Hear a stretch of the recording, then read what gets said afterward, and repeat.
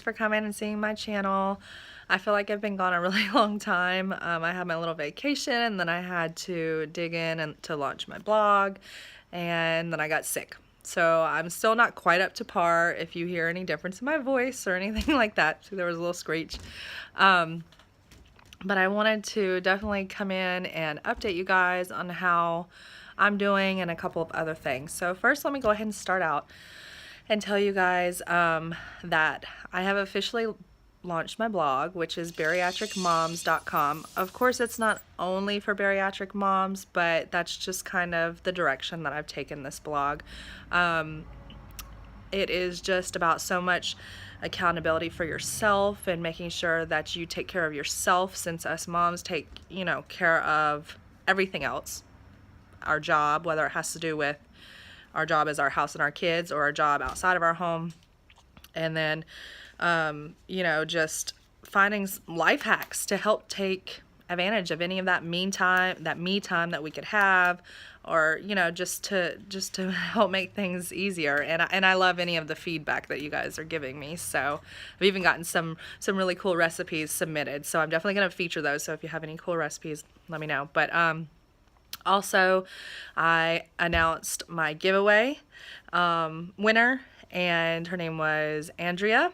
I have her her Insta over on my Instagram, which is heatherish.vsg, and I'm getting her goodies out to her today, and I'm so super excited. So that was in celebration for me, like just everything I've got going on and giving back.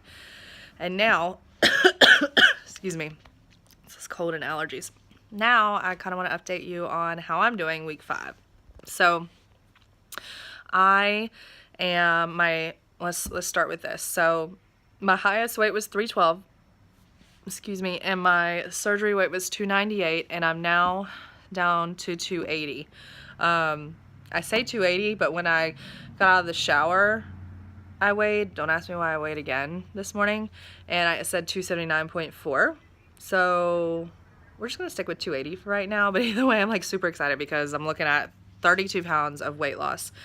And so a checkup that I went to, which was 2 weeks post-op, which was actually more like 3 weeks for me. They did tell me that I was good on my weight loss, but that I was in the slower range. And I was kind of shocked to hear that, but at the same time, internally, I was okay with it, because I didn't get the surgery to just go back on these like crazy diets that you eventually burn out on. I used it, or I am using it as like a tool for moderation and to teach that to me, because somehow along the way I lost that, along with losing myself, and I think that went hand in hand. So I'm like on this journey to regain all of that for myself. Taking care of yourself not only is a benefit to you, but if you have kids, it shows your kids how important it is. It shows your kids that if you put that much time and appreciation into yourself, that they should do the same thing. And I know all of us moms want that for our kids. We want them to feel that way. We want them to feel like they're worth it, so they need to try to go to college or do the best that they can. And so I've learned that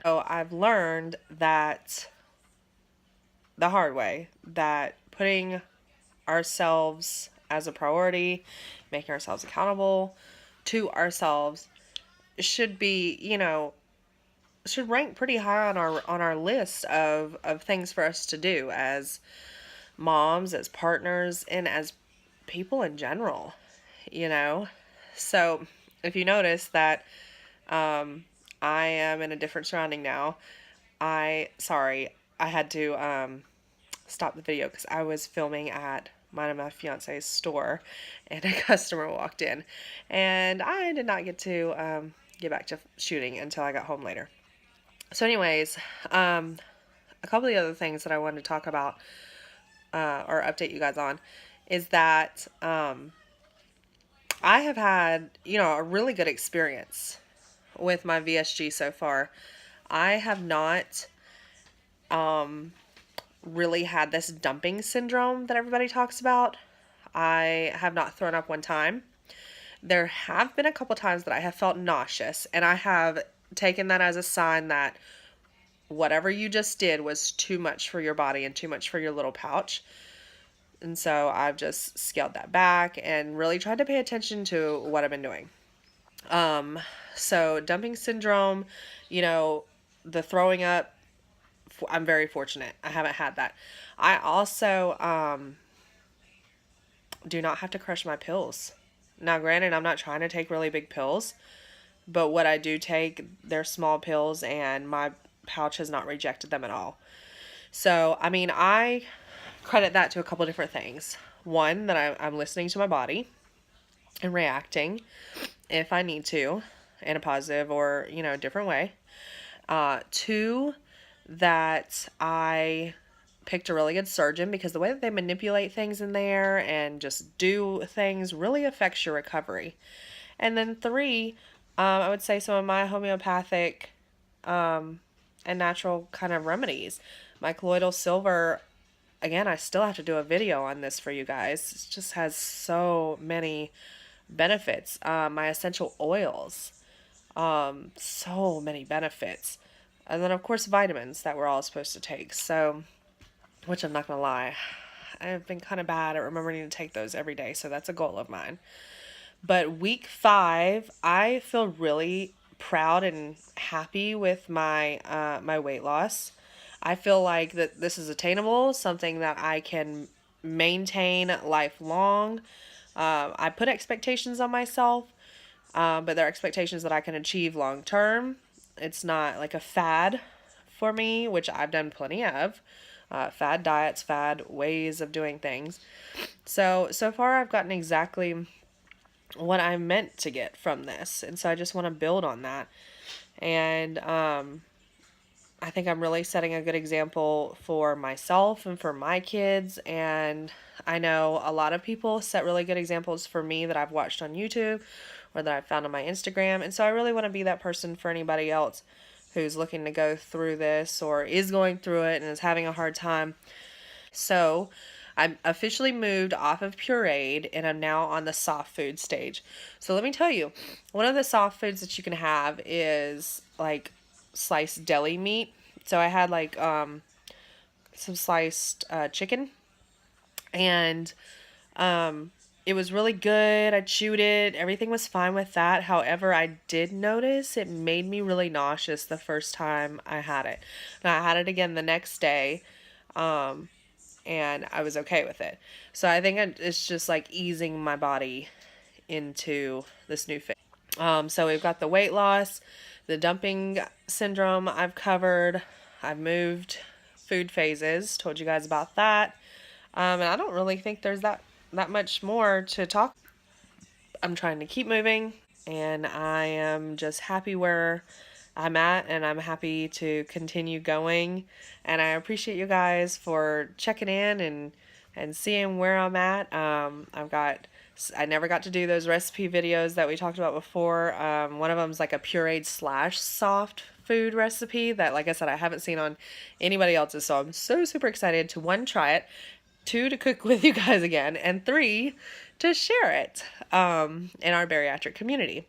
So if you guys, you know, are interested and like what you have seen on my videos, please give me a subscribe and like my videos. It just helps me, and but it also helps get my videos out there, and I would just really appreciate it.